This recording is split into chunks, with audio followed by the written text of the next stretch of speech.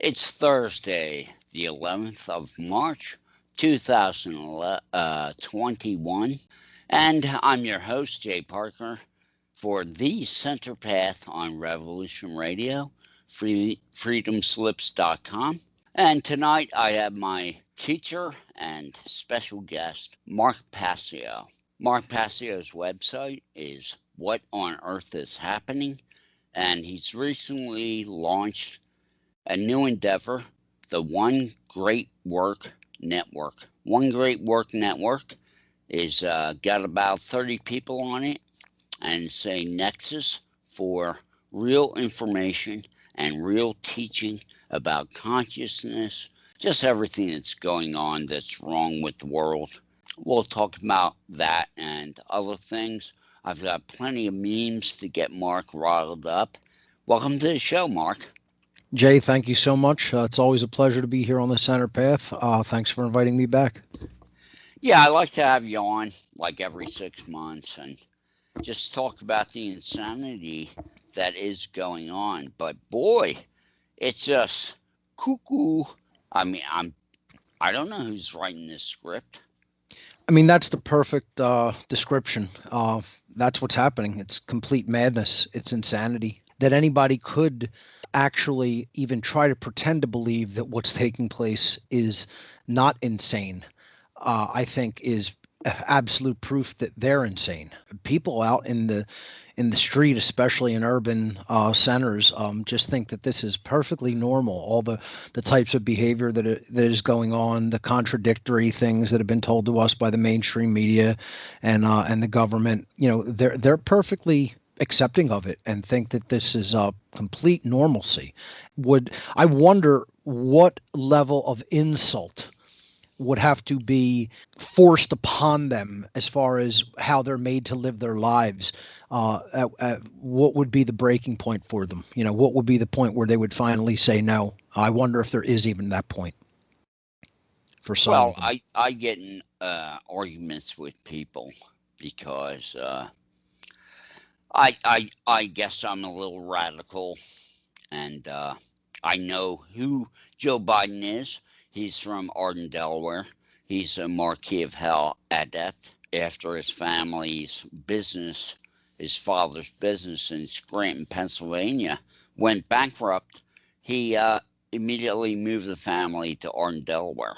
Joe went to Archmere Academy, the Jesuit private school, about a mile from Arden. My oldest middle brother, John, went to Archmere. All I got to say is the guy is a dog whistle to the dark occult, the 40 million dark occult in America, that our time has come.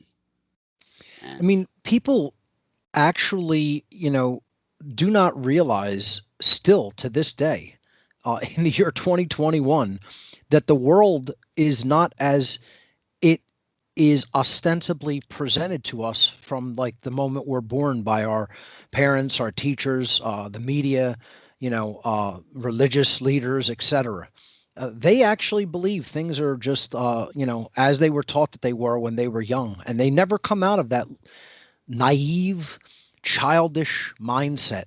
And the people who are allegedly trying to make anything better in the world, in life, they're not doing anybody a disservice by not telling them straight out in plain, simple language that you are a naive child if this is what you believe reality to be. They have no idea about the world of the occult. Zero. Most people probably listening to this network have zero clue about the world of the occult, let alone the world of the dark occult. It's amazing that still they are resistant to the reception of this information. That is how well of a job their owners, their masters, their mind controllers, their masters who hold them in mental slavery have done a job on their psyche, that they actually still have them believing that the government is there for their protection and benefit, that it's trying to improve society, that financial institutions are there to protect purchasing power of currency and help people make sound investments, that the medical industry is there to actually benefit people's health and help them not to get sick or improve their health when they are sick. I mean, people actually believe that the things that they are told about the institutions of our world really work the way they were told when they were a little child, a little snot-nosed child. They actually believe that they work that way. They have never come out of that complete dependency, that mindset of complete childishness and naivete. They're naive little children psychologically, have never grown out of that mindset. And, I don't want to be the person that tries to say it to anybody any nicer than that, quite frankly. I think there's, a huge misconception in the world of that somehow good people have to necessarily be nice people. I'm a good person because I know the objective difference between right and wrong behavior, and I choose willfully right behavior over wrong behavior because I don't choose actions that initiate harm to other sentient beings. I know the definition of a right, an action that does not initiate harm against other sentient beings. Okay, so I don't choose those behaviors. I don't choose behaviors that initiate harm against others. That doesn't mean that I can't plainly and simply say to someone, you really have your head up your rear end and you don't know what you're talking about, and you're a child in your mind. Your mindset has never come out of childhood. That doesn't necessarily make me nice, and I am the first person to admit that. Sometimes I'm not a very nice person, but that doesn't mean I'm not a good person. See, people have gotten this whole all tied and twisted together that for some reason in their mindset, they believe that for someone to be a good person, they necessarily have to be a very nice person. Right? Well, all the people who tell them lies every day are super nice about telling lies right to their face, literally spitting and urinating on them and telling them it's raining. They're telling them lies directly, insulting their mind, insulting their soul, insulting their very life. But yet they'll be super nice about doing it, right? The politician, the news media, they'll be ultra nice about what the lies that they'll tell people, right? Does that make them good people? No. They're putting on the air of being a nice person to get people to trust them. It's a psychological mind control tactic. But they're not good people. They're actually completely evil people who are all about violence and coercion. And the people who actually believe in their right to rule, their so-called authority, are actually condoning their violence and condoning the slavery of humanity. And it's 2021, and during the whole, complete COVID-19 pandemic, and people in society actually still believe the nonsense that politicians, doctors, bankers, lawyers, etc., all the mainstream institutions tell them. They actually still believe it. They believe the media is trying to do the best job that they can, telling them what's going on and reporting the truth. This is how naive people are. I guarantee you it is just about everybody that people come into contact with on a daily basis in public. Some people listening to the show go, oh, no, it can't possibly be that bad. It's that bad, ladies and gentlemen, because people aren't doing enough about it. They're not doing enough about the situation to reach other people's minds, to reach their hearts and souls and get them to realize that this is no way to live, that this is an insult to your very soul and your very life.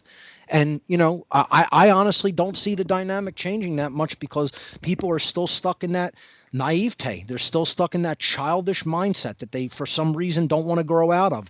And the main reason they don't want to come out of it is they don't want the personal responsibility that comes with true adulthood and true sovereignty. They don't want that. Bingo.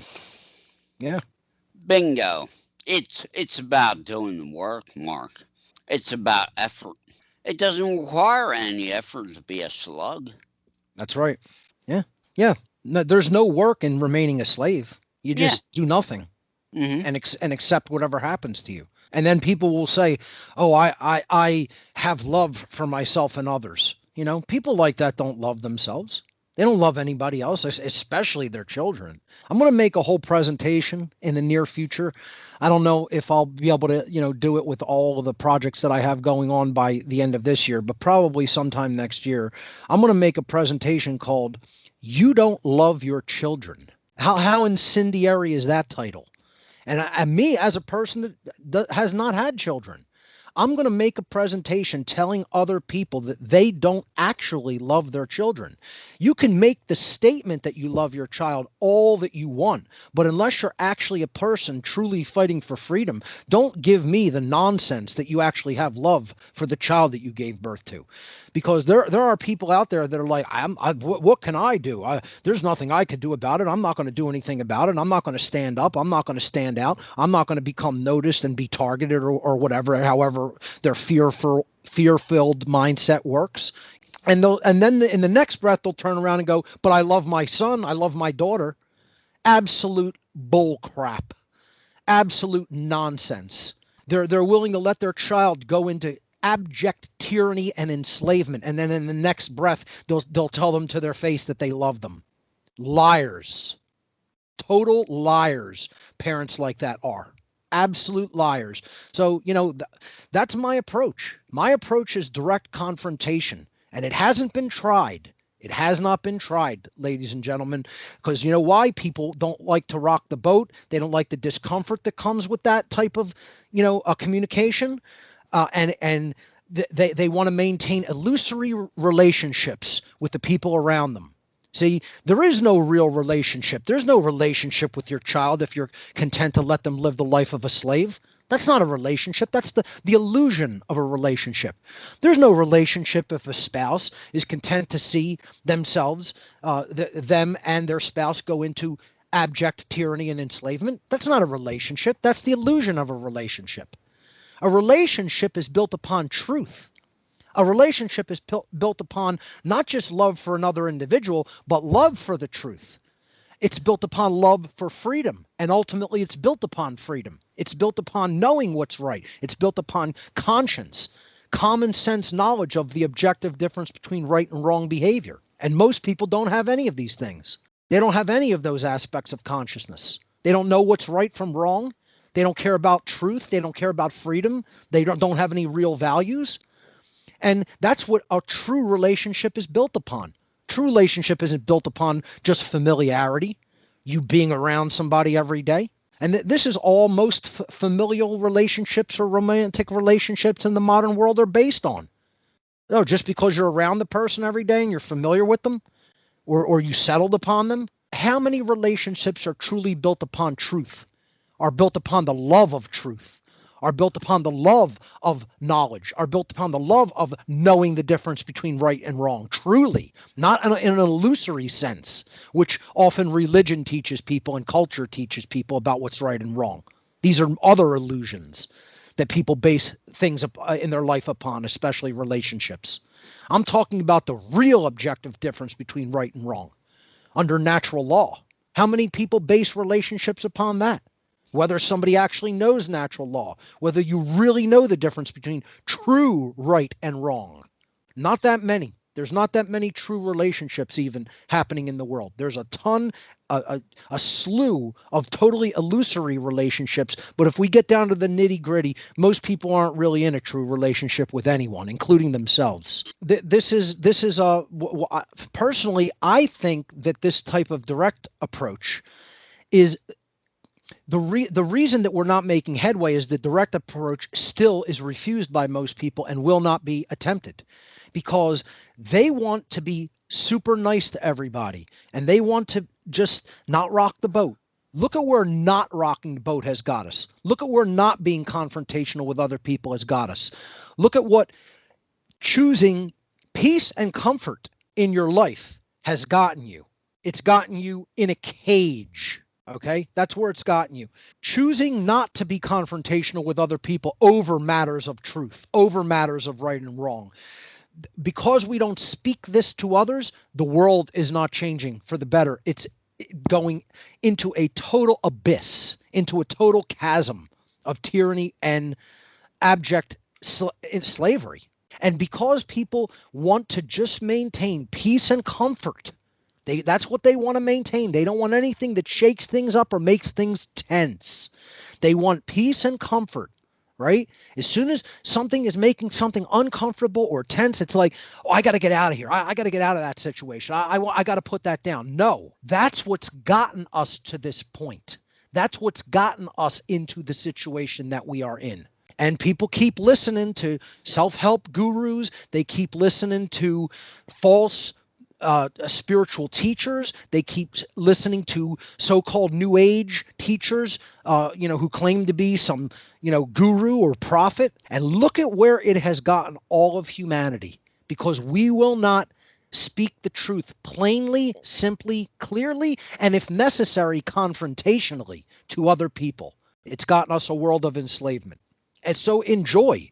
To the listening audience, I say enjoy what your lack of action has produced and created and manifested in your life, because it's going to get infinitely worse. If you think it's not going to get worse than where it is now, based on the trajectory of whether or not people are actually teaching natural law to other people, learning the difference between right and wrong for themselves, and then teaching it to others, especially to their children, so that they don't go into the immoral jobs, which are our thug gang group mobs, mafias of the military and the police, especially the police.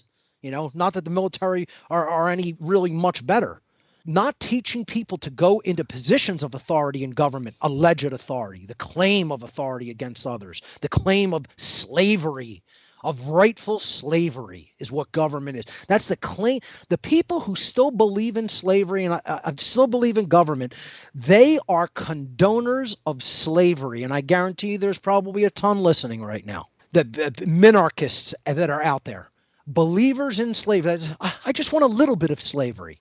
I just don't want rampant slavery. I just want slavery light. That's minarchism. And people still can't get over this religion, this cult. This is a cult. Government is a cult. The belief in authority is a cult. If you're in it, that's how you know the Satanists got your soul. The Satanists that run the world got your soul. As soon as you make the statement, I believe in the authority of man. I believe government is legitimate morally. Yeah, that means the Satanists got your soul. They got you. You got. To put it in plain street language. That's what happened, See, I used to listen to you say exactly what you said now and say, well, that's being a little bit hard because I'm a Ron Paul kind of guy. But the more I study, the more work I do, the more I look at this, the more I agree with you. It's like if you allow these Satanists to enculturate and enculturalization mind control your children in the programmable state, this is what you get. You get a bunch of Stockholm Syndrome slaves. Yep. Period. End of story. I'm a minarchist only to say that we need to shut this whole thing down, but we need to do it kind of gradually, but not that gradually. Right. But I can understand that position. I'm not saying go out and just viciously, berate any minarchists out there. I'm just saying that, we have to understand the goal if we're going to get to it. It's not like setting up camp 3/4 of the way up the mountain and saying, I'm not going to reach the peak. I'm not going to go for the peak. You got to go for the apex of the mountain. You got to go for the peak. And the peak is true freedom. Spiritual avatar has said, you have to go all in. You have to bring out what is inside. And you have to make a full commitment.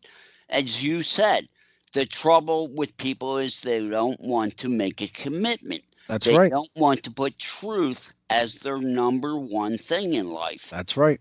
They don't want to make it the principle that they live for. Mm-hmm. Because it requires self-sacrifice. Look, a lot of people don't want to hear the term sacrifice. They see it as a dirty word. It has to be understood in context that you are sacrificing things that you could have done, positions you could have achieved, things that you could have done in life, things that you could have had in life to do the great work, to actually put the word out about what is right, what is wrong, what is going on in our society, what we should not be accepting, the kind of society we should be striving to build. And if you're going to reach the ignorant masses, this is a full-time job. It's not something. Now, I'm not saying everybody go out and totally quit your job, be penniless, be a pauper, and only do this. I'm saying that if you don't make time for it in your life to do it, even with the other responsibilities that you may have, it doesn't get done. The bed doesn't magically get made in the morning after you wake up. You have to put the effort in. Your breakfast doesn't magically get made. Somebody's got to put the effort into doing those things. The whole point is people want freedom to manifest in the world, and we're already in a state of enslavement, and they think that's just going to magically manifest by itself just because we wish it.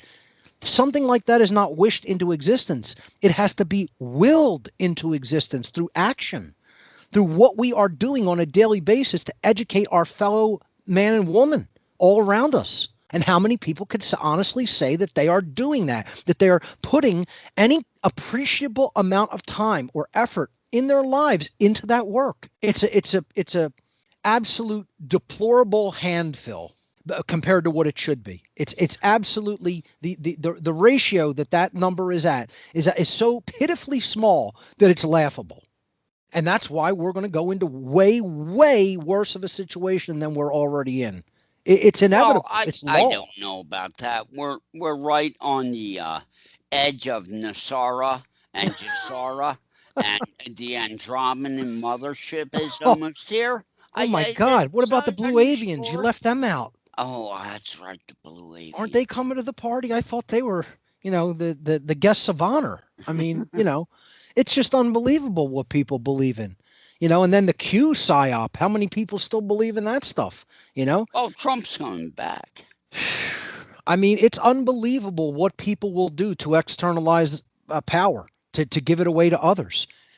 Nobody else can rescue us But from this Mark, situation but this ourselves. whole Q psyop and the whole thing of Trump's coming back and this is all 10-dimensional chess and blah, blah, blah. It's like it's a way of denying reality. That's right. Because you don't want to see that you've been clowned. That's it. You've been clowned because you believed in authority. Do you know how much the dark occult sorcerers in the CIA are laughing at people for buying into this psyop? This is a direct CIA Psy-war mind operation. Psy-war is what it is. Total and utter dark satanic sorcery over the mind. That is exactly what that whole Q operation was. And that people can't see it is proof that they know nothing about the occult. They know nothing about the world of the occult or how it functions and operates in our society. Nothing. And so they could be played like a fiddle. They could be played like a fiddle. It's sad. It's sad to see it. I've been trying to tell people about how the occult world works for 15 years of my life, and I don't think many people are any closer to understanding it than the day I began speaking, sadly, because there's impediments. There are walls that they have built up all around them. They have built barriers to the truth. I was, talking with people earlier today about the whole true occult traditions, meaning not the dark occult, which is a bastardization and a complete, twisting of the true positive knowledge of the light occult traditions, because that's all the dark occult can do. They cannot create anything. They cannot manifest anything new. All they could do is twist what already exists to try to suit their desires and their outcomes. That's all they can do as selfish, complete psychopaths. That's what they are. They're predators on other people. And so they don't really have any true creative talent or energy. That is heart-based energy. That comes from the heart, and then it informs the mind, and then it expresses. But they don't have heart. They're soulless. They're devoid of that type of creative energy. So they can't really make anything. All they can do is twist things that already exist. That's why it really is the light occult knowledge. Then it's been twisted and distorted to suit the goals and the ends of dark occultists, of would-be sorcerers, people who want people to believe that they're authorities in life. Okay, they want to be God. And of course, they can't do that. They can't create like God can create. So they want to twist and distort and be some, totally, golemized, false, lower version of a quote God, that then has even lower golems under it and twists and distorts everything and wrenches and twists their mind to put it into the mold that they want it in so that they can rule them. It's a complete a devastated soul. They have a completely devastated soul, and that's all that they can do is twist things. So when you really look at the true occult traditions, if you really truly study the positive aspects of occult knowledge, it all comes down to one ultimate thing. It comes down to the reception of the truth of natural law. This is the one overarching standard of what the occult, the true, positive, light occult knowledge is attempting to get into other people. This is what the adepts of all human history have been attempting to do with very little success because of how much the satanic sorcerers of this society hold sway and thrall over the minds of humanity. Because it's easy to stay in the mind control thrall of another. Because all you have to do is say, hey, they're responsible. I'm not. I'm going to do nothing. I'm going to let them do everything, including basically rule me as their slave, their subject. If you really want to take responsibility for yourself, you have to remove the impediments of the mind and the psyche that block the reception of truth. The root of the Western mystery traditions has been the Kabbalistic tradition. That informs the tradition and connects with the tradition of tarot, of Freemasonry, of Rosicrucianism, and many other traditions in the occult, in the positive occult, in the light occult. Okay? Of course, those occult schools of knowledge have been twisted and bastardized, and they have their dark sides as well.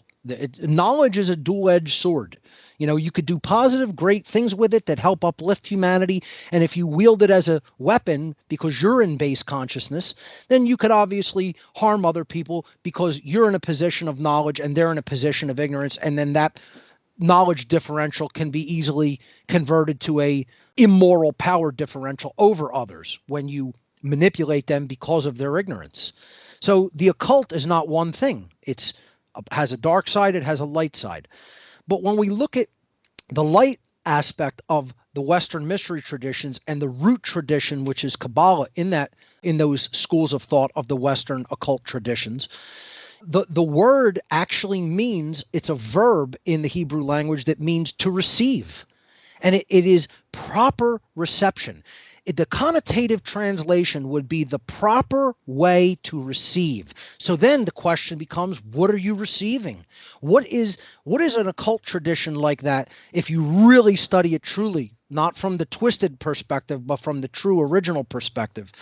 If you understand things like Kabbalah, Freemasonry, Tarot, Rosicrucianism, etc. We can, go into other schools of thought like Thelema, etc. Okay? If you understand them from the real, true, positive, light occult aspect, they are all attempting one thing. And this is what really the world religions were actually attempting and went radically off course as well. They were attempting to prepare people's minds and souls for the reception of the truth of natural law. That's what they were trying to prepare people to receive. And this is why they're taught as, don't ever look at them. This is something, you don't want to pay attention to that. Just stick with what the church tells you, because that institution hasn't been twisted or perverted or gone off track. No, my religion hasn't. That's just all the other ones have. And so I just told you, I consider myself an occultist. I consider myself one who studies occult knowledge. I consider myself a de-occultist and whistleblower, meaning I'm taking the hidden knowledge out of the realm of it being hidden and trying to present it to people in my work. This is what I do with What on Earth is Happening and now the One Great Work Network. We are occulting that which has been hidden. We're occulting knowledge that has been held tightly to the chest of these mind control sorcerers, these psychopathic would-be gods, this ruling class of dark occultists and Satanists and dark Luciferians. Okay? We are trying to put the knowledge that they have held tightly to themselves out there for other people to level the playing field. When you understand what it's all there to do, it's there to help you to open up your mind, open up your heart, and be open to the reception of the truth of natural law. And what they're trying to do, what the dark occult is trying to do, is they're trying to put whatever impediments, whatever walls, whatever barriers that they can in the way of that path of reception. That is what they are trying to do. And they've been very successful at doing it, because let me tell you, the mindsets that are out there, it's almost unfathomable what people believe. People are solipsists. Solipsism, I'll spell it for the listening audience. I've talked about it before on the show, but solipsism is spelled Solipsism. Solipsism. Okay? It is the ideology that there's no such thing as truth. Imagine this.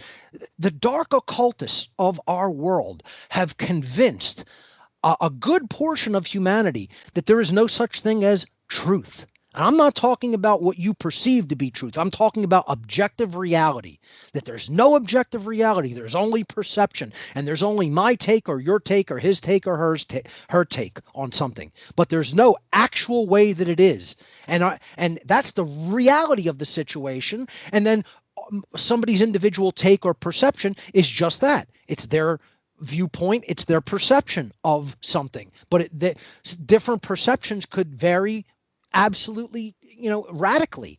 One person might be very close to the actual objective truth in their perception, and somebody could be radically way off base and nowhere even close. Perception is not reality. We've been taught repeatedly that it is. Perception is not reality. There is an objective reality that exists independently from every individual's perception. Some people in their perception come closer to the objective reality, and some people never get anywhere near it. And all viewpoints are not equally as valid. Some are closer to the objective reality, and some are way far away from it. First of all, that should be easily understood. That concept should be easy to understand, and it should be easily and readily understood by just about everyone, and yet it's not. People will argue about that very simple thing that I just laid out there, to their death. They'll argue about it to their death. They'll never accept it till the day they die. They'll insist there is no such thing as objective truth. There is no such thing as objective reality that exists independently of the perception of the viewer. And they're wrong. There is a truth about this, and anybody who thinks that there is no objective truth is wrong, just as they are wrong if they don't think there's an objective morality. There is an objective morality based in principles and standards of behavior regarding what behaviors are actual rights and which behaviors are actual wrongs that exists independently of any observer. There is such a thing as objective morality. And that's the next thing that the Satanists have convinced people that there is not. They've convinced people to subscribe to the religion of moral relativism. See, again, I've explained before the tenets of Satanism, right? The tenets of Satanism are egotism, moral relativism, social Darwinism, and eugenics. That's the four pillars of Satanism, the four tenets of Satanism. I'll say them again for the listening audience if they want to write them down and research. Egotism. So what did I just describe via solipsism? There can be no more egotistical philosophy than a solipsistic mindset, right? Because what does literally solipsism translates out of the Latin as soul meaning one and ipse meaning alone, by the self. So solipsism meaning literally translates out of the Latin to alone, all by oneself. No one else exists. The ego is the only thing that exists because it can perceive reality however it wants, and that becomes its subjective truth. There's nothing objective outside of myself. No one else exists. The universe doesn't even exist. This is all just here for my entertainment. That's solipsism. How many people in the world today believe that? You would be horrified to realize how many people in the world are solipsistic. And then the second tenet of Satanism is moral relativism. Well, if you buy into that there's no such thing as the truth, then there's no such thing as morality. How many people I have heard say there's no such thing as right or wrong? These are just constructs that we make up in the mind. That's all based in perception. There's no such thing as right or wrong. The New Age movement is teaching people this on a daily basis, poisoning their mind, poisoning their souls, poisoning the psyche of humanity on a daily basis, telling people those are just subjective judgments. There's no such thing as good or evil. There's no such thing as right or wrong. It's just an experience that happens. It's just a perspective. Utter, complete Satanism. That is complete Satanism. And let me tell you something to the listening audience out there listening to the sound of my voice. If you think I'm saying something that I don't know in depth, okay, I was one of these people. I was involved in Satanism, for people who might not be familiar with me or my work. I was a priest in the religion of Satanism, appointed a priest in the Church of Satan years ago by Anton LaVey, the founder and high priest of the Church of Satan out of California, now being run out of New York. And it's a satanic organization that's small beans. It's small potatoes, ladies and gentlemen. It is not the people running the things at the high level. Okay? It's just an interface organization that interfaces with the public, looking for people with psychopathic tendencies and satanic mindsets, so that they could take them and groom them into higher levels of the satanic hierarchy worldwide. That's all the Church of Satan is. Small fry, small beans, small potato. Okay, that's all it is. They're just people that they're setting up a front organization. Look at it that way. When people come into it, they give them a psychological profiling and they say, could we use them for something bigger? You know, could we take them into a bigger wing of our organization and then use their capabilities, their talents, their characteristics, etc. Okay, that's all it is. And I was involved in it as I held the rank of priest in the Church of Satan. And, you know, I'm telling you stuff that I know from firsthand experience. This isn't stuff I read about in book knowledge. I was directly involved, you know, direct life experience. So, you know, people who are out there saying, oh, that's not what Satanism is. These are people that go out and kill cats out in the woods. No, you don't know what you're talking about. Not even a little bit. You have no idea what you're talking about, and you clearly don't have any idea what I'm talking about, because that's not what Satanism is, you know? Satanism, part of what Satanism is what Jay experienced firsthand in his life. Satanic ritual abuse generationally. And then another aspect of Satanism is the ideological component. There was what largely I was involved in, putting out these ideas, getting people to buy into nonsense so that they're easier to control and enslave. That's the aspect of Satanism I was involved in, the intellectual capacity of it. Jay was involved physically within it, being held, you know, by the cult and tortured. You know, that's one aspect of what these people do. Another aspect of what these people do is they put completely nonsensical ideas out into the world so that people are easier to control and enslave. And two of those ideas are, I'm the only person that exists, screw everybody else. And guess what? Right then and there, you should know Satanism runs the world. Because how many people think that way? I don't really give a damn about anybody but myself.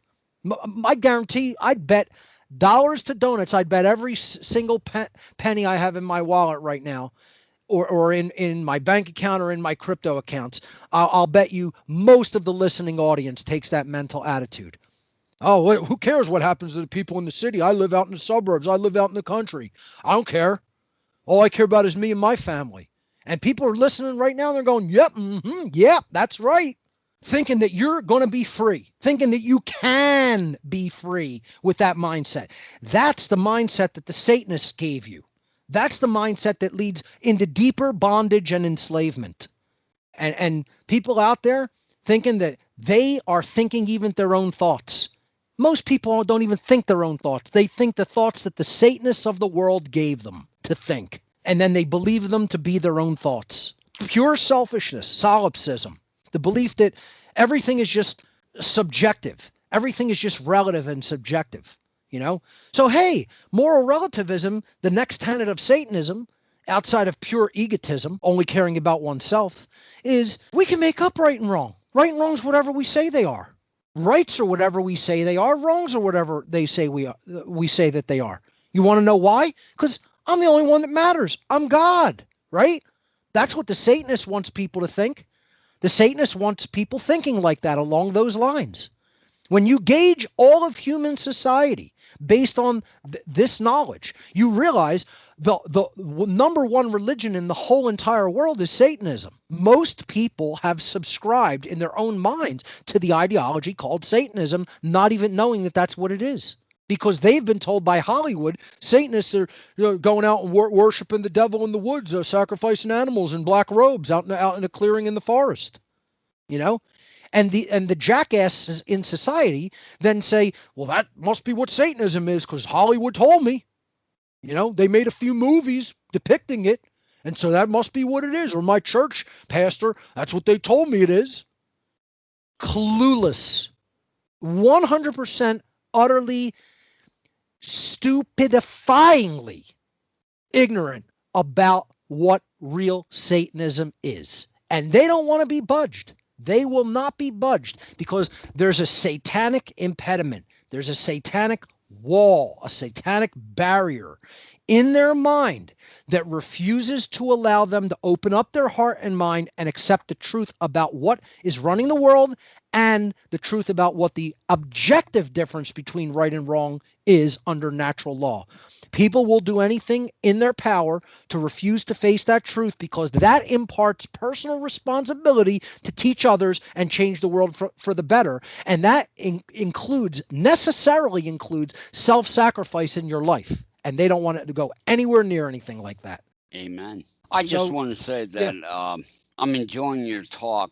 And I just want to say that it's the programmable state that I try to tell people about.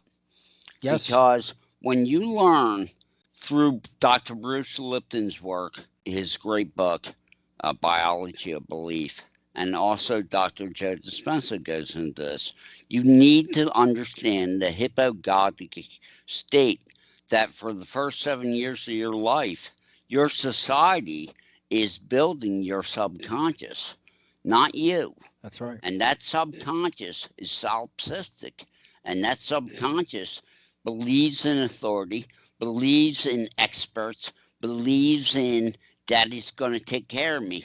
Well, Daddy's taking good care of you now, huh? That's right.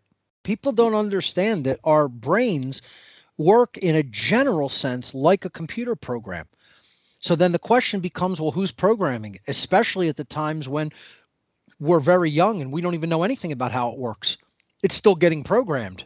And then that programming is going to be a self-fulfilling prophecy of sorts as we go later into life because we didn't even program it when we were young. Most people aren't programming their own mind when they're older, let alone when they're young, Well, they are programming it. They're watching TV and the TV is programming it. That's right.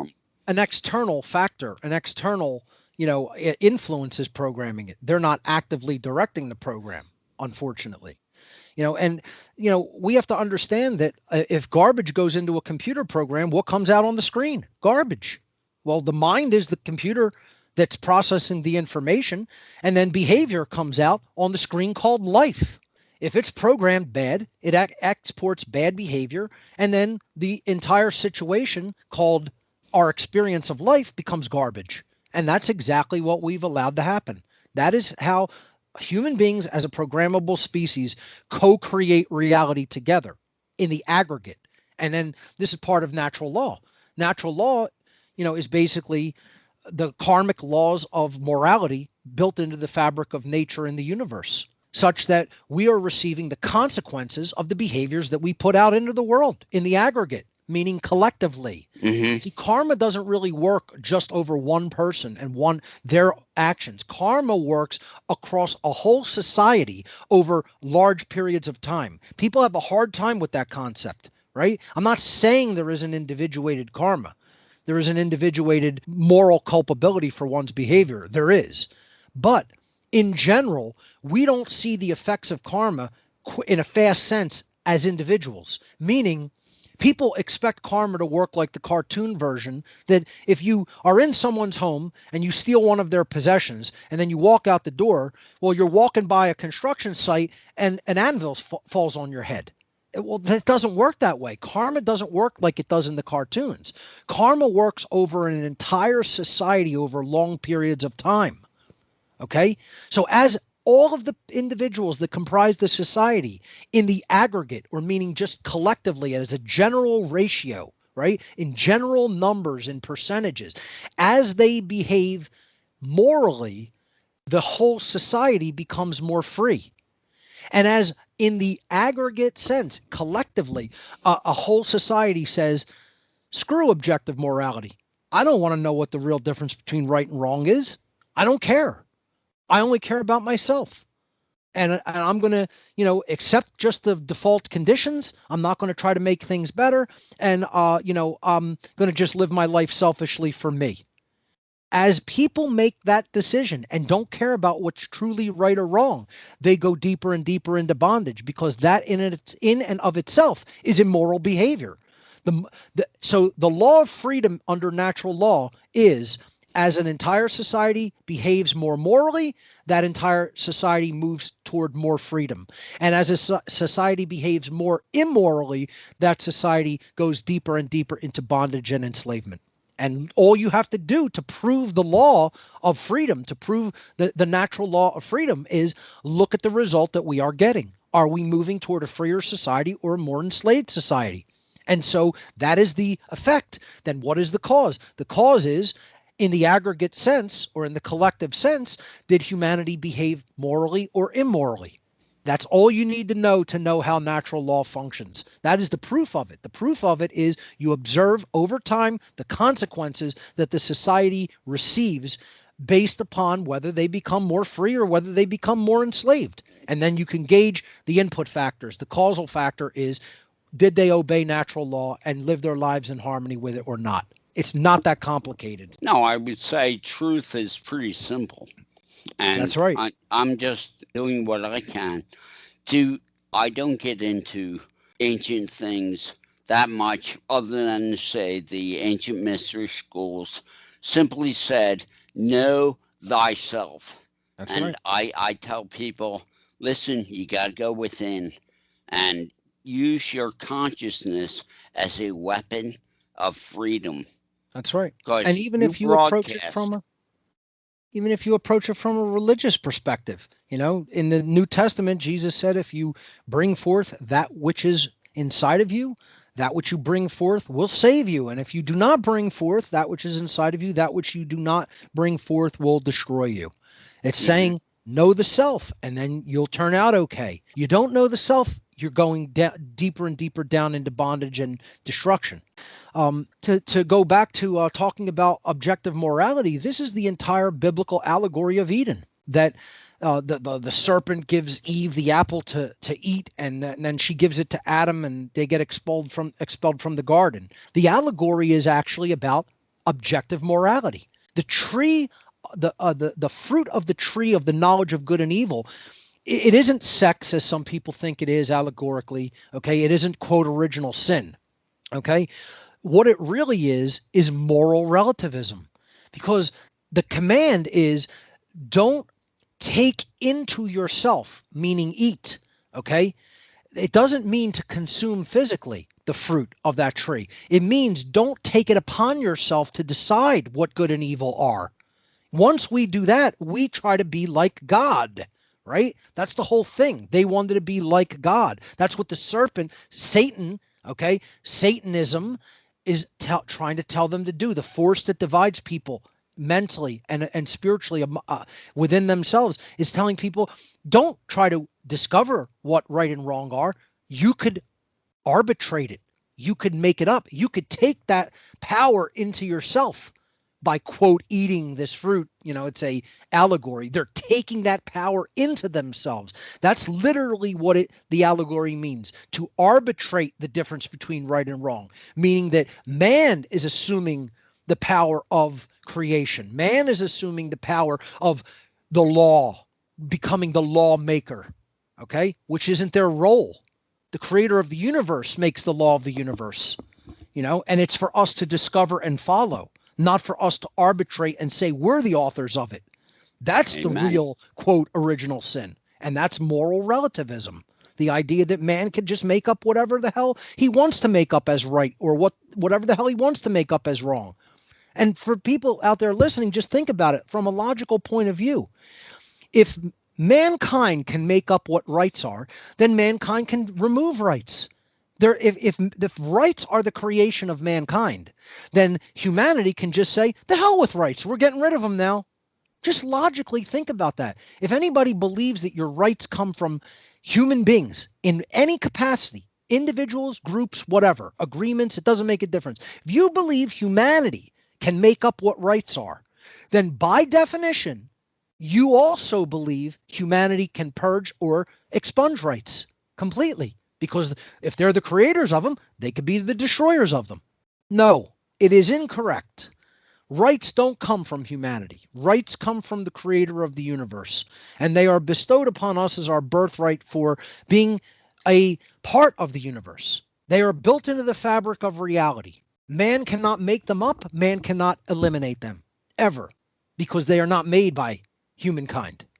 And people have to get a hold of that. We have to get on the same page when it comes to these philosophical truths, these principles. If we don't get on the same page, we're divided amongst ourselves as a body of people. And we're going to keep going down the wrong path until we're not going to be able to extricate ourselves from the condition of slavery. It's going to become impossible. And then the real soul of humanity is going to, if we allow that to occur.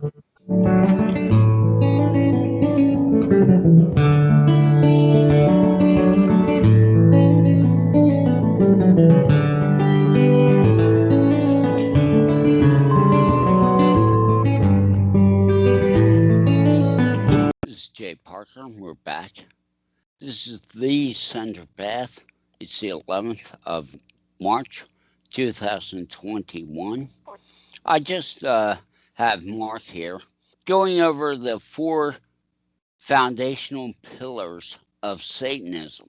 And people think Satanism is sacrificing cats or dogs or children in the middle of the woods. They don't understand Satanism is a mindset. It is a religion. It's called the old religion. It's based on trauma to children, but it's also based on, I would say, the antithesis of natural law. And I want to get back here, Mark, and talk about, you went through solipsism, you went through relative morality, moral relativism. I want you to continue a little bit talking about the 4 pillars of Sure. Satanism. Sure. The first 2, egotism, complete out of control egotism, the idea that the self is the God, the self is the center of all creation and nothing else really matters. There's no real principles in a mindset like that. It's pure selfishness. And then, the second one was moral relativism, the belief that humankind can just make up whatever right and wrong are. There's no objective standards of behavior and right and wrong. We could just make it up as we go along, and just say what's good for me is good. What's bad for me is bad. Who cares about what it does, how it affects other people? Oh, if we don't like this thing or this behavior, we could just tell people you're not allowed to do that anymore, and we'll cage or kill you if you do, even though it's perfectly actually doesn't harm anybody else. It's a right. We'll just turn that into a wrong, or we'll just make things up that you can do, that actually does cause harm. And we'll say, oh, you're allowed to do that. Or if you have a special permit, you can do that. Or if you have a special badge, you can do that, even though it is initiating harm against someone else. This is moral relativism. And moral relativism is totally embedded in all the laws of man. That's why you could do one thing in one place that you can't do in another place on the earth. Or at one time you could do something and then at another time you can't. Or at one time you can't and then at another time you can. There's no rhyme nor reason. Oh, yeah, there actually is. It's called the whims of the legislator, the whims of the person who's making it all up. That's all. That's all it is. And that's what moral relativism is. Right and wrong are just going to go in the direction that the wind blows, however we feel at any given time. And that's tenet 2. Tenet number 3 is social Darwinism. They believe in a pecking order for humanity, that certain people should be masters and other people should be slaves. And, there should be this stratified hierarchical class type structure where certain people have more rights than other people. Like they believe in the animal kingdom. The whole idea of Darwinism in the animal kingdom is the one who's the most vicious predator wins. Whoever has the sharpest teeth and claws and is willing to tear the other animal apart wins. Well, they take that and they extrude that into the social domain, into the human social domain. That's called social Darwinism. That means the most ruthless of human beings, they're willing to do whatever they need to do to get ahead against other people. Well, then do it. And it should be that way to the Satanist. In the satanic mindset, that's perfectly fine to behave like that, to behave like animals. And guess what? You go out and ask the average person if they believe in this, and I guarantee you at least 75% of people will say, oh, yeah, it's perfectly fine for it to be that way. Because, see, all of those people, all they give a damn about is themselves, and if they could trade place with the person who's doing the ruling of other people and not be the person being ruled over by other people, they would trade position. See, they don't really care about freedom. They just care about being in a better position of selfishness, because if they could be the king of the world, they would be. They wouldn't destroy the throne. They wouldn't melt the iron throne down. They would want to sit upon it and wield authority over their fellow man and woman, because they'd think they'd be a benevolent ruler or dictator. It's just we got the wrong person in there. But if they could be the unchallenged god of society, they would do it in a heartbeat. I'm not interested in ruling anybody. I want to be free. I want other people to be free. Very simple.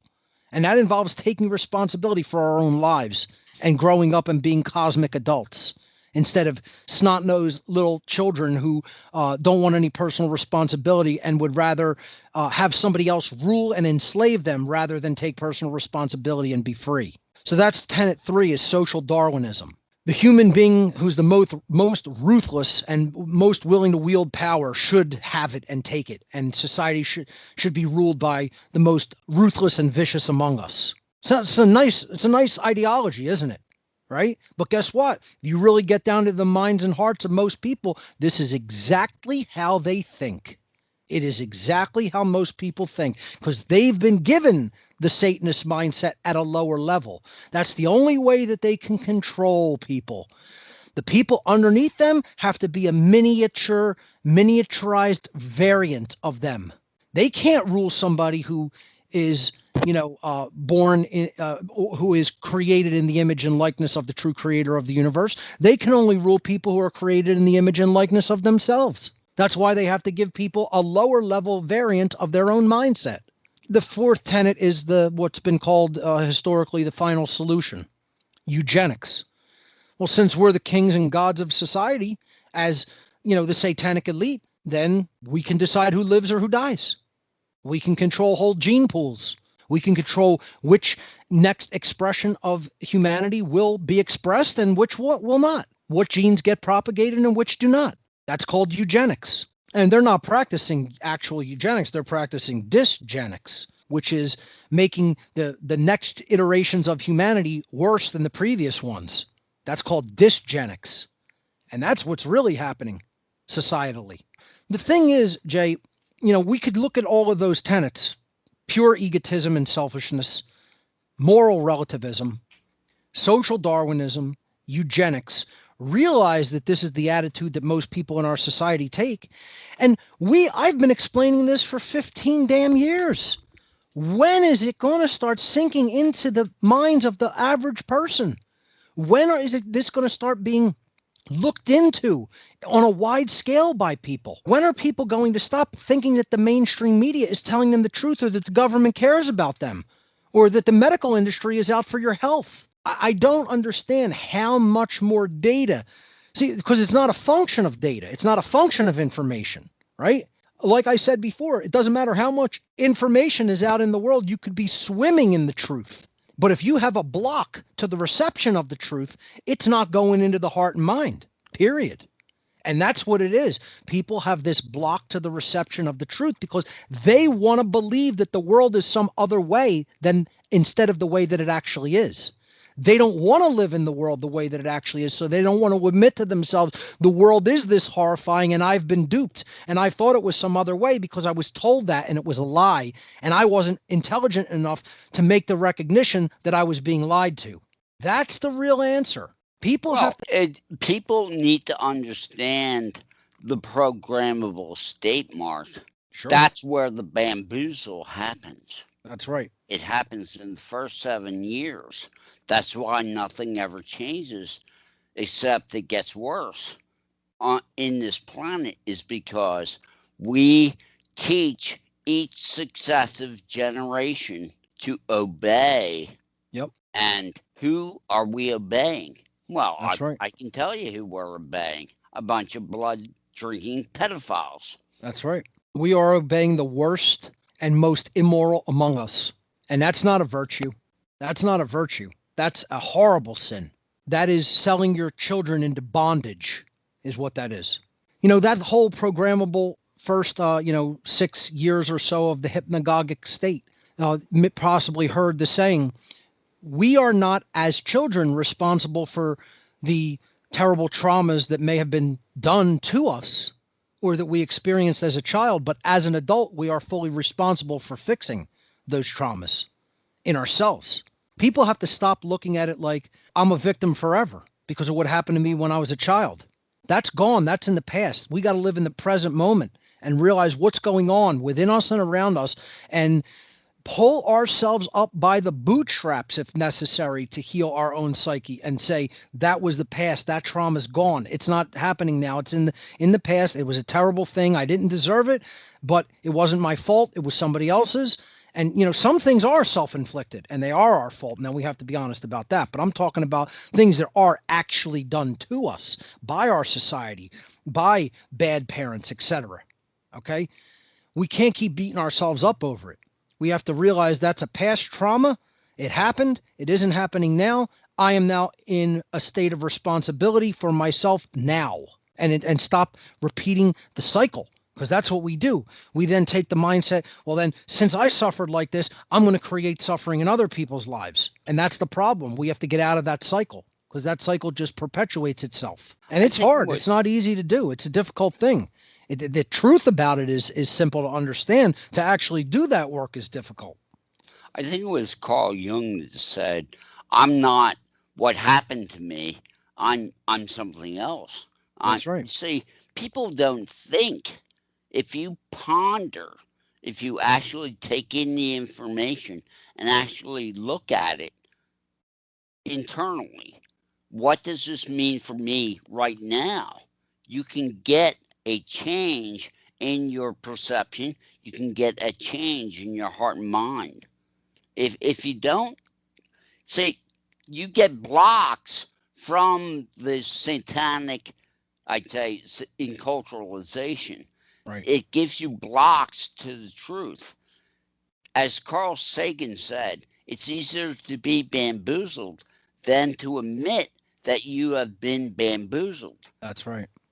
The ego gets in the way. People don't want to admit to themselves, hey, somebody pulled a fast one on me. Somebody got something over on me. Well, I happened to see the movie Contact on YouTube the other night.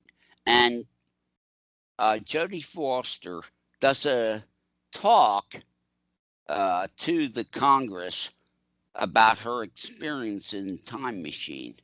And she said, we're involved in something bigger than ourselves.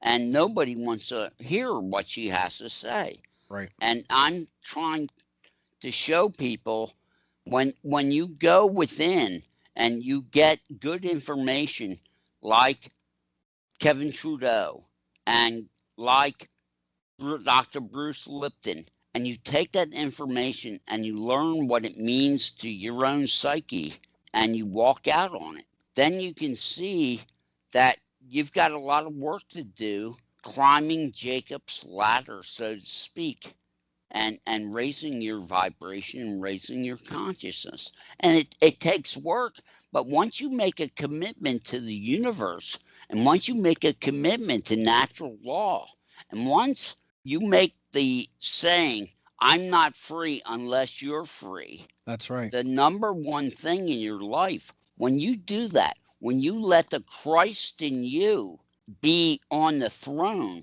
of your life, you change. Something happens to you. You expand your awareness and you realize there's only one way to be. Everything outside of natural law is not life. It's That's right. illusion. It's That's a right. deluded state of slavery. See, they've put us into this low vibrational state of survival and only service to the self. What you said, we're not free unless everyone else is free. The individual can't be free unless those around them are free, and vice versa. That attitude is true love. That is the true love energy. Not this, I'm not saying that romantic love or familial love or the love of, man and woman and friendships, etc., isn't real. It exists and it's real, but is an even higher form of love than just those interpersonal forms of love.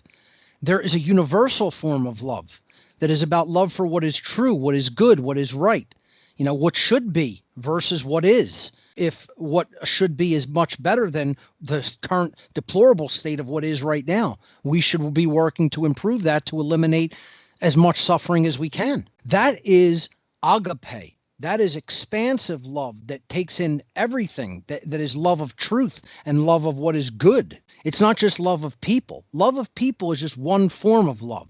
And I'm not discounting that. I'm just saying that there is an even more expansive and higher form of love than that, which that's what we have to aspire to reach. And that's a whole change in mindset. Like you said, that's the Christ consciousness. That's the Buddha mind. That's been called a million different things, but that is the alchemical transformation in mind and soul that needs to happen on an individual basis to individuals. And then as it happens to individuals, it will happen to a whole society. But again, the impediments that are put in place to that, we have to try to get past by just being honest with ourselves. See, all of the occult initiatory process of transformation, regardless of what school you want to approach it from, and you could pull on any thread and get to the center of this. You want to approach it from tarot. You want to look at the real, what I would consider the real true Christian tradition of Rosicrucianism. If you want to look at it from the perspective of ancient Judaic mystery traditions of the Kabbalah, you want to look at it through the modern Western traditions of things like Freemasonry or Thelema, whatever. It doesn't really make a difference what approach or path you take to get to the center. The end goal is the same. It is that transformative mindset of, as any suffers, we are all suffering. If any other is suffering, I am suffering. That's the end goal of it. That's what the transformation in mind needs to be. So the thing is, when we see all these ignorant people with all these blocks to this, the answer can't be, well, just, who cares about them? Let them go. No, incorrect. Not true, not right, not a good approach. They are part of us. They are contributing to the dynamic that is happening in the negative sense. To just say, let them just keep ignoring reality is like saying, well, I'm going to ignore part of reality because I'm not concerning myself with them awakening. This whole idea that all you can awaken is yourself is sheer nonsense to begin with as well. That's New Ageism. No, it is not true that all you can awaken is yourself. I am living proof of that.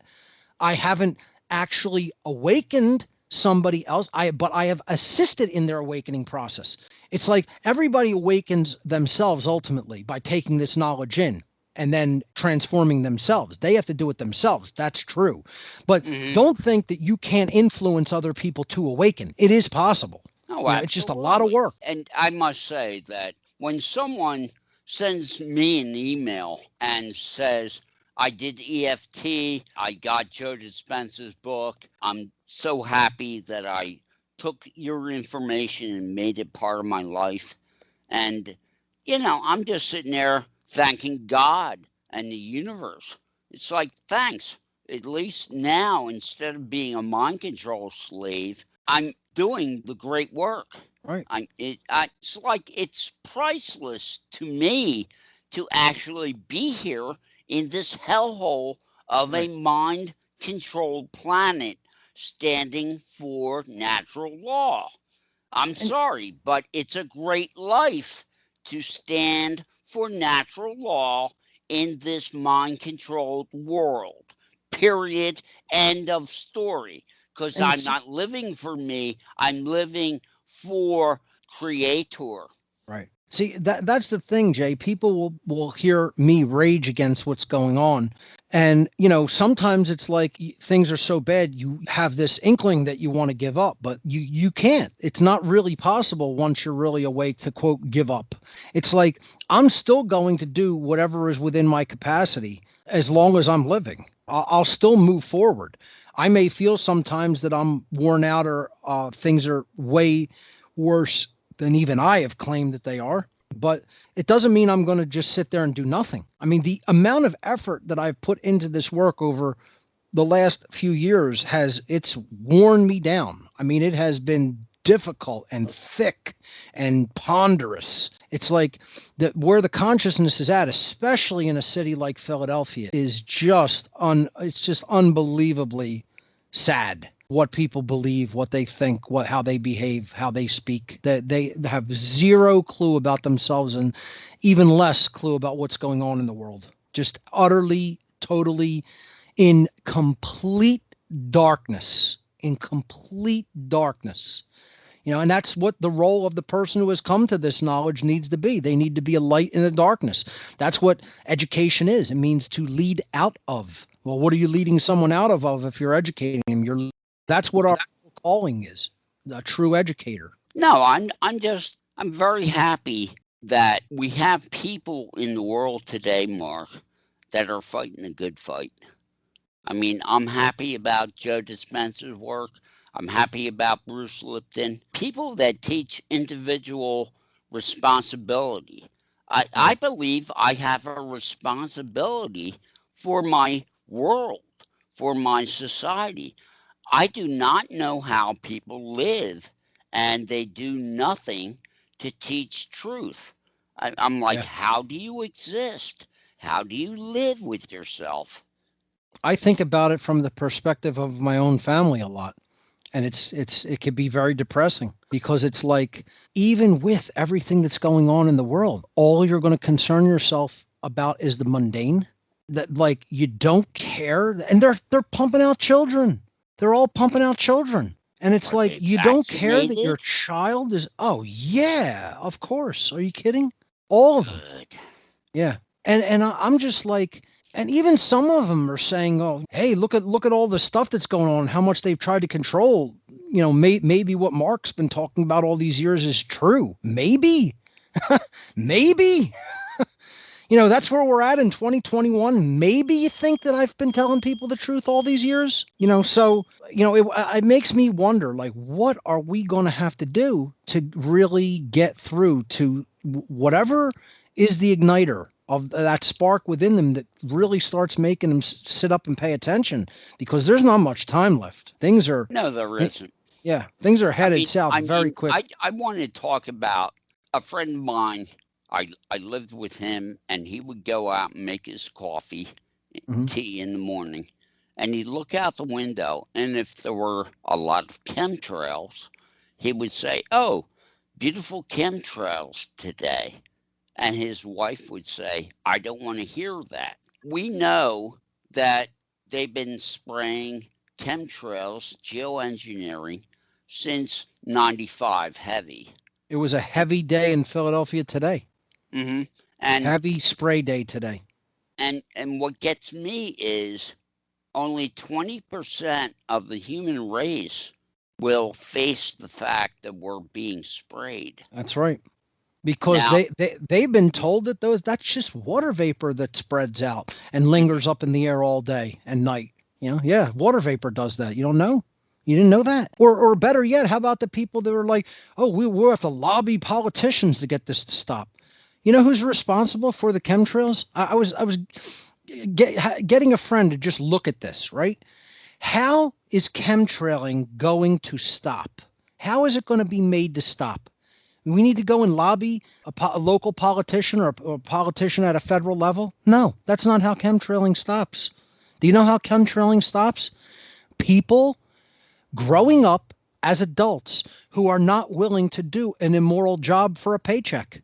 And you know where that process starts? That process starts with proper parenting, with parents teaching their children objective morality and natural law. But unfortunately, most parents haven't taught their children objective morality and natural law, and they are the kind of scumbags that go and join the Air Force and say, I don't give a damn what they're telling me to spray. I say, yes, sir, yes, ma'am, and I go up in that aircraft and I spray down onto the population, whatever it is. I don't even need to know. It's not on the need to know list. And I get my paycheck and I get my pension and screw everybody. And they'd be willing to spray it on their own children and family. And we think that's even a person with a soul. Oh, there's a soul, all right, but it's been sold a long time ago to mammon. And guess what? All the people within the sound of my voice, you probably have people in the military or in the police force. And you know what that's a sign of? That you didn't raise them right. You didn't raise them at all. You didn't raise them at all. Not even a little bit. And instead of people saying, oh, what a horrible human being you are, that you go up in that aircraft every day and you spray God knows what on the population for a paycheck, instead of saying that to them, that they're a piece of trash because they do that, oh no, they'll be like, oh, you're such a good boy, you're in the military, you got a job in the Air Force, etc. That's what we'll do. We'll praise mafia members like that instead of tell them that you have no morals at all because your parents didn't instill any in you, boy. No, nobody wants to say that because it's too uncomfortable. They rock the boat. It creates tension and even conflict. You're not doing anybody a disservice by coddling them. This is one thing I want to get through. All the people waiting to they won't unleash their voice. They won't unleash the power of their voice because they're so worried about what somebody else might think or say or do. You're not doing anybody a service. You're doing them a disservice by coddling them and making them think what they're doing is okay.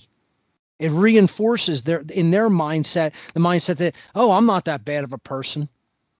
No, they're horrible human beings is the truth of the matter. And nobody's saying that to them.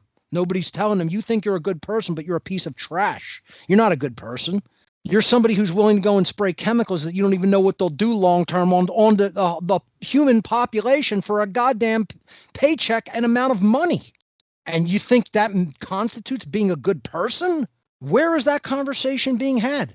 When I go online looking for somebody speaking like that, I'm the only person I find, unfortunately.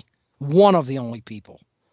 It's a little bit more than just myself, but not by much. I laugh. I tell people about the One Great Work Network, and I think it's a great endeavor that I helped to put out with many other great conscious individuals this year. But it's like, I'm be honest with you, a few tens of content creators worldwide, and honestly, we have probably about maybe as many viewers as we do content creators. You know, it's not off to a very impactful, fast start, to be honest. Because I think a lot of people are giving up. I think a lot of people are so depressed that they don't want to even take in any more information. And more people don't seem to be coming to this. It seems like we're stuck in our numbers. We're a tiny, tiny, tiny, tiny percentage of people trying to wake up the vast, overwhelming sleeping majority. And people will go, oh, it's happening just slower than you want. And oh, more and more people are coming onto the truth. You know, I'm sorry. I just can't. I personally don't really see how tons and tons of people are coming on to the information I'm talking about. What's the difference if you know that the government are corrupt crime lords? Who cares? Does that tell you about why it got this way or what gets you out of it? The answer is objective morality needs to be taught and learned so that people don't become these type of people. They won't do it for any amount of money. If you told me, just get in a plane, just get up in the plane, here's the nozzle, spray this when you get up to this altitude, and we're going to pay you $100 billion. I would be like, go F yourself. I don't want one penny of your crap money, your murder money. You couldn't pay me any amount of money to do that. Any amount. If you made me the king of earth, I would say, I don't want that. I'm not interested. I'm not going to do that immoral behavior. How many people have that constitution? And I'm not just saying that. I don't bluff, folks. And I don't lie about what I would do in a certain situation. Some people have found that out that deal with me and have dealt with me in the past. What I do, what I say I'm going to do, I do, and I don't bluff. So people go like, oh, you'll say that now, but what about if this situation happened? No. If I had a dying child and that money would save their life, I would still say to the person, yeah, there's no way you'll get me up in that plane. I'll never do it. That's what real principles are. That's what real morals are. You don't compromise them just because a situation changes or just because a certain amount of money is flaunted into your face. Well, many people in the satanic cult I grew up in, it's a hierarchy.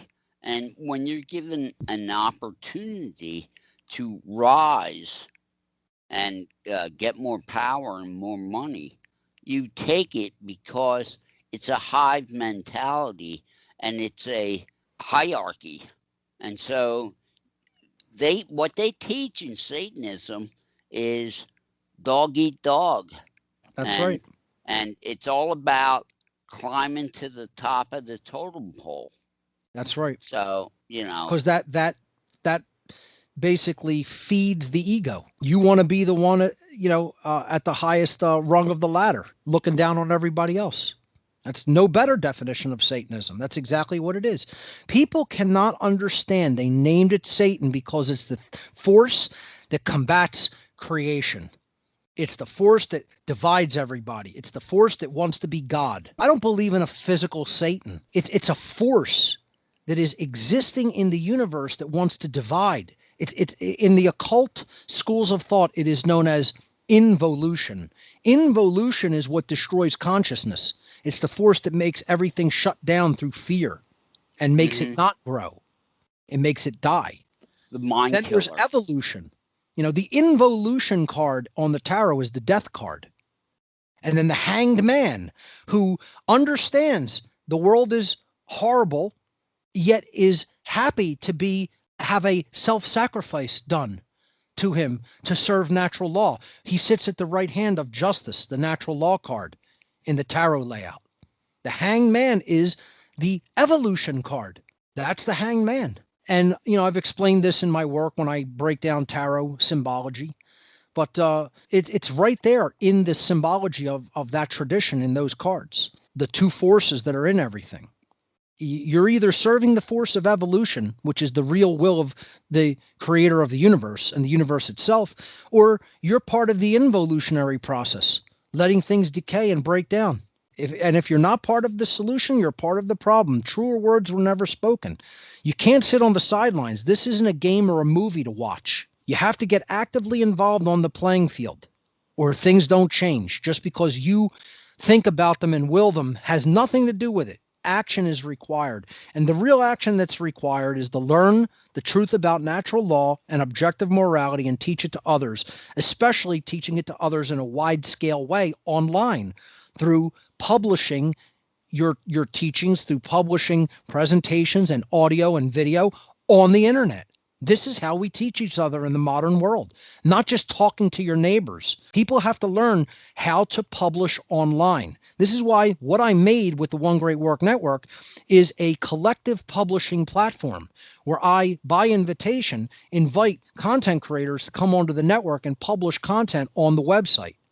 So right now, the One Great Work Network is a collective of 43 content creators from all over the world.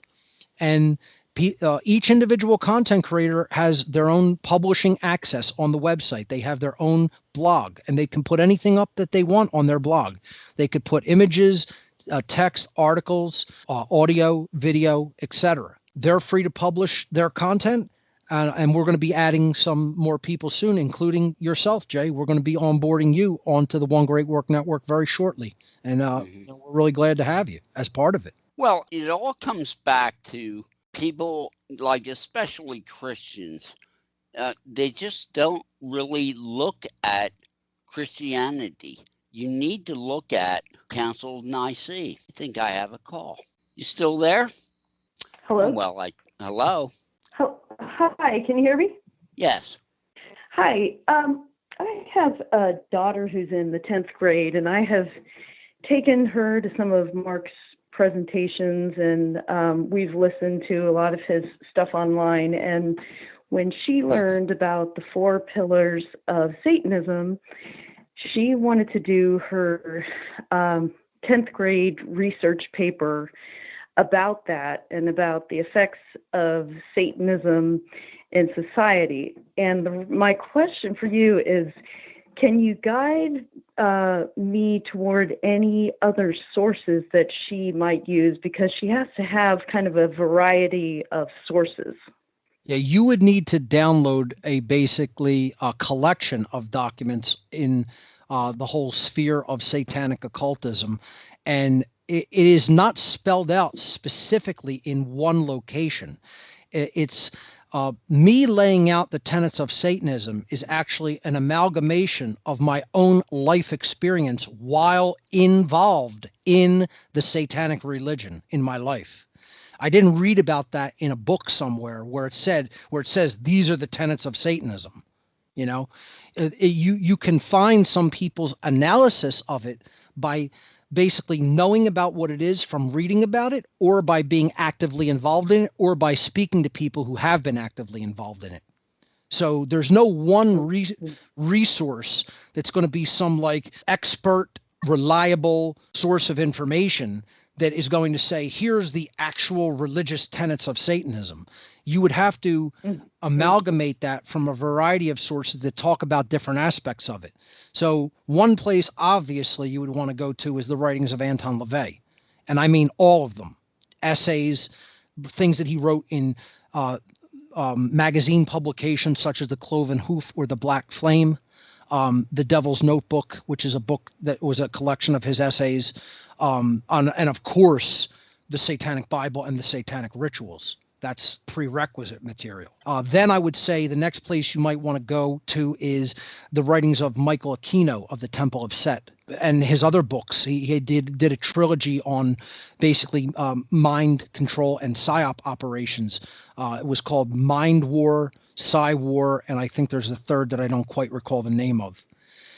After Aquino's writings in the Temple of Set, you really want to look at the Ruby Tablet of Set as well. And he has another one. It's not the Emerald Tablet of Set. I'd have to look it up, but he has 2 really big tomes, Emerald and Ruby. The Ruby Tablet of Set is a very heavy book on. He starts off with like comparative religious writings, and then he gets into the philosophy of Setianism and where it came from. Explains his own philosophy that he developed the Temple of Set according to, and it's very, very, very twisted psychopathic stuff that's difficult to get through. But if you do, you'll have come out with an awesome understanding of where these people's mindset is really at. But it's like a 1,300-page book. Wow. So Michael Aquino's writings. Then I would also I'd recommend. like to say that you have a 2 terabyte drive Yes.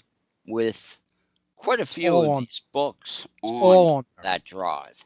Yeah, I make a drive available called the ARK, A-R-K, and it stands for the Amazing Repository of Knowledge. And basically what I've done is I've digitally compiled all of the resources that led me to my understanding of things as far as what has been documented, not just, obviously, I didn't document all my life experiences in this. It's just a collection of things I downloaded from the internet. But it's all the best research material that I've downloaded over the last, practically 20 years. And this is all in there. All of this is in there. There's a whole folder on the drive called Satanism. And there's 132 PDF documents in that folder. I'm actually opening it right now. See if I can look at the Michael Aquino thing that I couldn't remember the name of. It is called the Sapphire Tablet of Set, the Ruby Tablet of Set, and the Onyx Tablet of Set.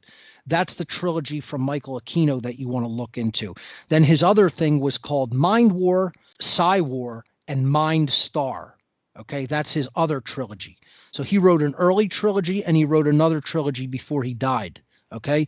After that, I would also recommend looking at the writings of the Whitehall Church of Satan out of Pennsylvania, which was also a group that I was involved with.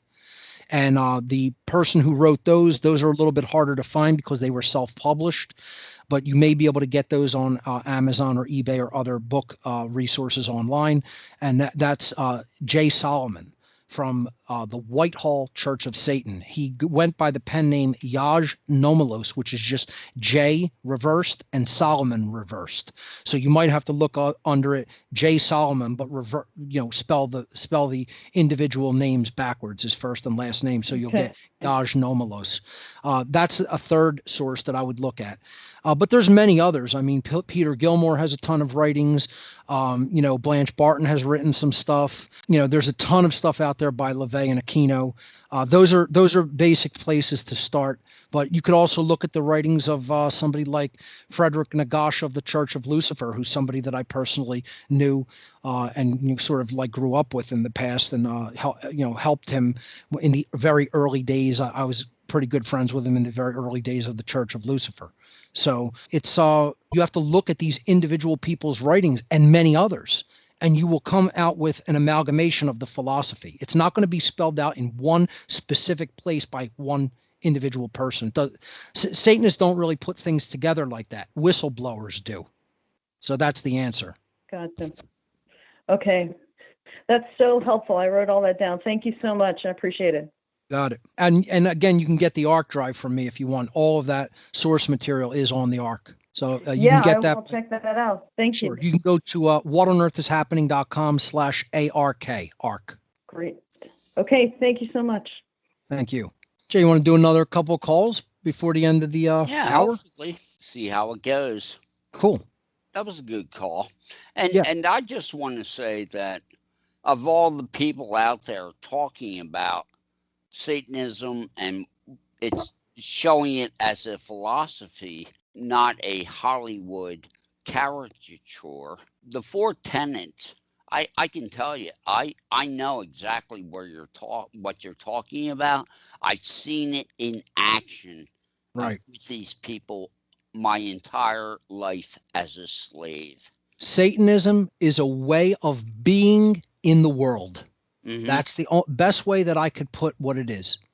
It's an ancient religion. It's ancient psychological knowledge that it contains, that it's wielding as a weapon over others who don't have that knowledge. But above all else, Satanism is a way of being in the world, in life. And it's not a good one. It's not one to aspire to. It's one to learn about, because it is the philosophy. It is not the philosophy. It's the ideology of the masters of the world. It's the ideology of the masters of our world right now, and it's their way of being in the world. So for us to really, truly know what's going on, we have to know the enemy. And that's why Satanism is something that should be studied. Obviously not aspired to or lived by, but to be studied, because it is their mentality. The call-in number is 215-688-5826. 215-688-5826. And Mark and I would like to hear from you. So I just want to say that I'm really glad that you have built the One Great Work Network.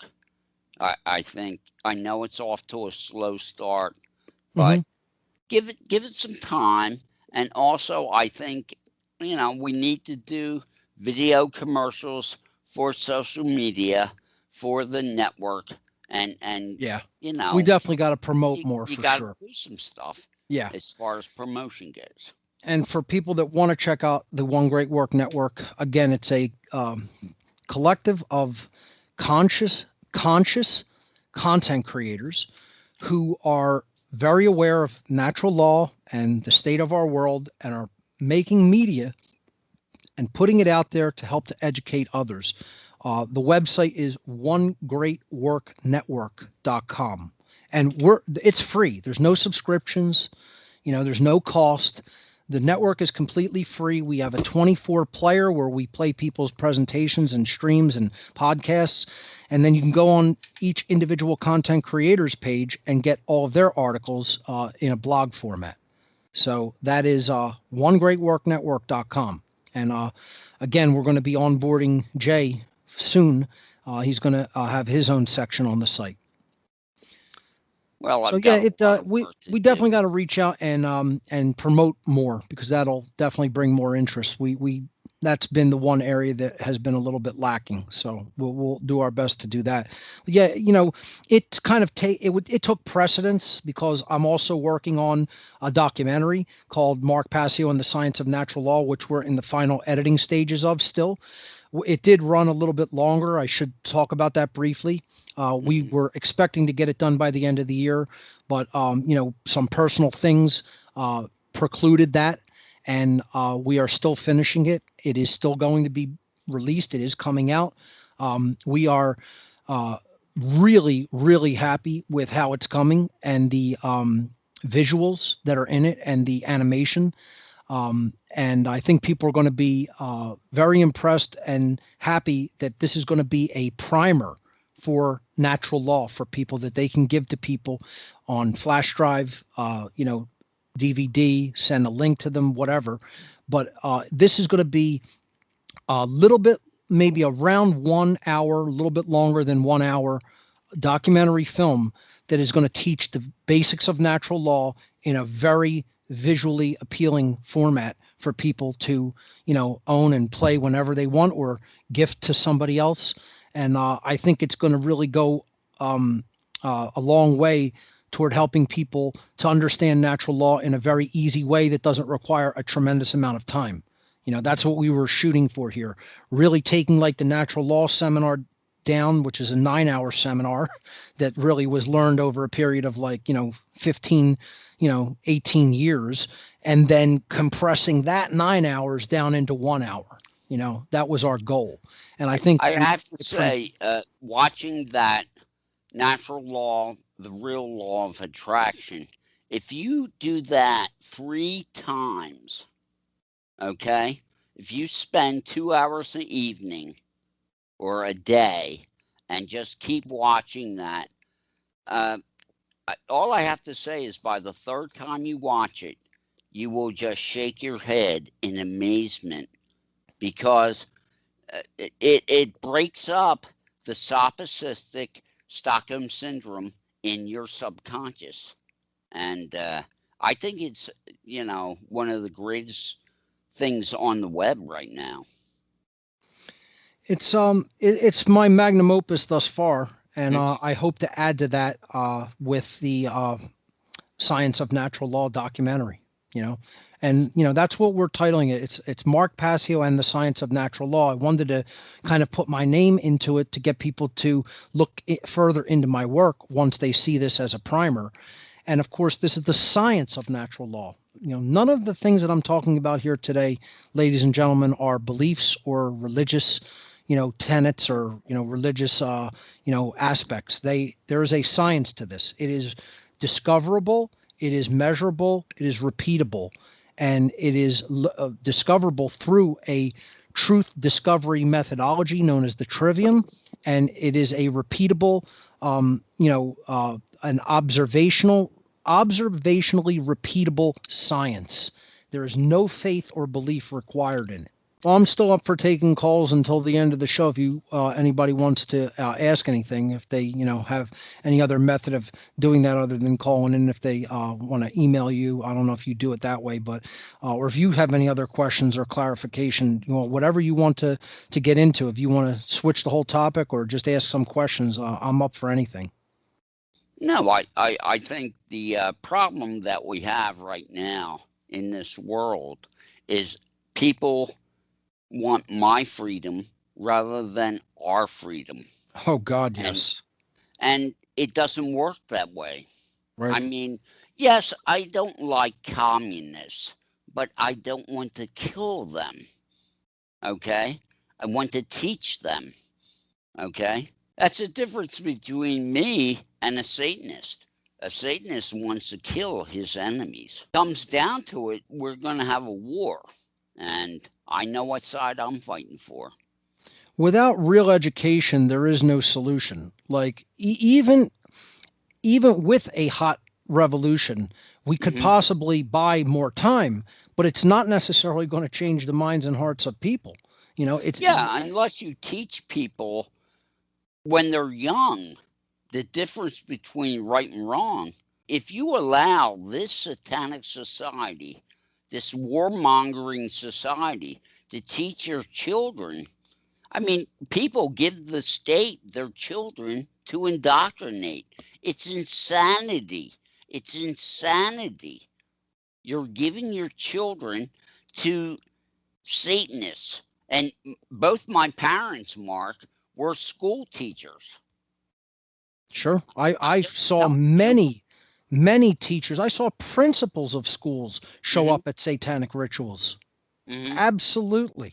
It's a big deal to the controllers because they take the levers of power, and nothing is more powerful than programming the next generation of slaves. That's right. That satanic hierarchy, it doesn't necessarily just work on, money and wealth and, possessions and things like that, or even status in society. It works on occult power.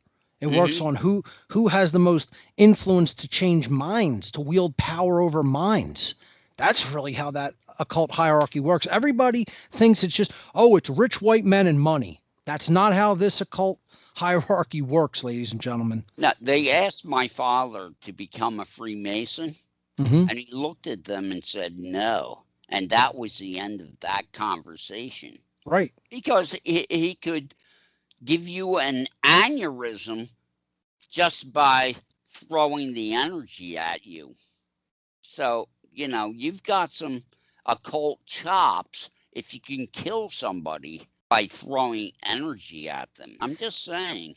One of the things I realized by my own involvement was this doesn't work along lines of race, age, sex, money, anything like that, background, nothing like that. People have this whole idea that it's just one class of people. Oh, it's all the Jesuits or all the Freemasons or all the Jews or all the white men or all the rich men. No, folks. It's whoever ultimately knows the most about the mind. That's who in this hierarchy is going to go actually the farthest, because that's what they want. They want control over the minds of the people. If you control their minds, you control their behavior. Right. You can get nested. Matrix. Yes. The Matrix, Merovingian, and Morpheus probably told more truth than most people would ever hear from Hollywood. That's right. That's right. It's all about the power of your mind. Your mind makes it real. What people believe informs their behavior and then makes the manifestation in reality real. Even though it's all based on a belief that isn't even true. And the Merovingians telling people it's all about causality. If you don't have the why, if you don't have causality, you come with no power. Well, Mark, thanks for being on tonight. Definitely. Great show, Jay. Thank you for having me.